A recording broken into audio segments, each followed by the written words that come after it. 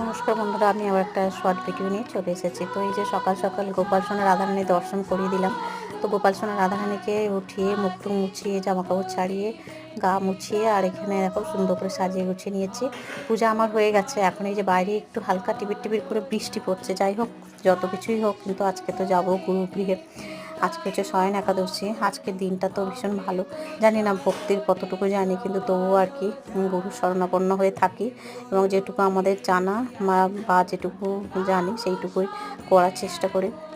জানার তো আর শেষ নেই। এই যে দেখো, বলতে বলতে চলে এসেছি এখানে আশ্রমের কাছে। আজকে অনেক ভক্তের ভিড় আছে, কারণ আজকে দীক্ষার দিনও আছে। বড় বড় একাদশীগুলোতে অনেক ভিড় হয়। যাই হোক, এখানে দেখো এসে গুরুকে প্রণাম করে সমস্ত ভগবানের সুন্দর করে দর্শন করলাম। মনটা ভরে গেল একদম। আর মেয়ে তো খুব খুশি, জানো, এখানে আসলে আর বাড়ি যেতেই চায় না। যাই হোক, আজকের দিনটা সকালটা এইরকমভাবেই শুরু করলাম তোমাদেরকে সাথে নিয়ে।